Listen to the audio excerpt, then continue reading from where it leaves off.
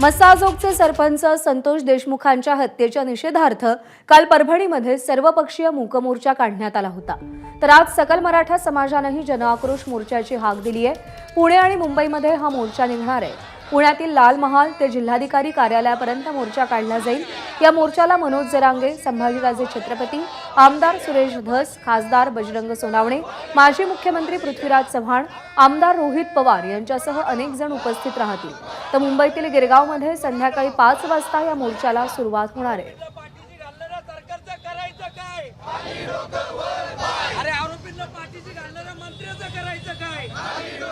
आक्रोश आहे ज्या पद्धतीने वेगवेगळ्या शहरांमध्ये मोर्चे निघतायत। आज भारतामध्ये इंग्रज राज्य करून गेले, 150 वर्ष केलं। आम्ही यांना 1.5 वर्ष करून देणार नाही, कारण आज आपल्या माध्यमातून आम्हाला साथ मिळाली आहे की जनतेचा जो आक्रोश आहे, जो दबलेला आवाज आहे, तो या निमित्ताने बाहेर निघतोय।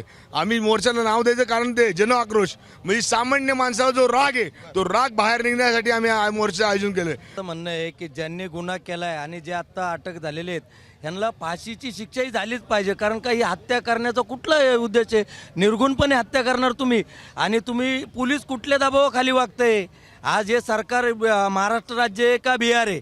आणि आज पुण्यामध्ये आरोपी गावतात, हे कुठल्या मंत्र्याच्या वर्धा असतं यांना, आणि ज्या कुणी मंत्र्याचा वर्धा असतं असेल त्याचा राजीनामा घेतलाच पाहिजे। तर अन्याय नाहीये, अत्याचार नाहीये, तर ही जी राक्षसी वृत्ती आहे याच्या संदर्भातला हा न्याय मिळवण्यासाठीचा हा आमचा मोर्चा आहे, जन आक्रोश मोर्चा आहे। तर जी काही आमच्या संतोष भाऊंची निर्घुण हत्या करण्यात आलेली आहे, अपहरण करून राक्षसी वृत्तीने, जसं छत्रपती संभाजी महाराजांच्या बाबतीत करण्यात आलं होतं, त्यांची जशी हत्या झाली त्याच पद्धतीची हत्या संतोष भाऊंची झाली। एबीपी माझा, उघडा डोळे बघा नीट।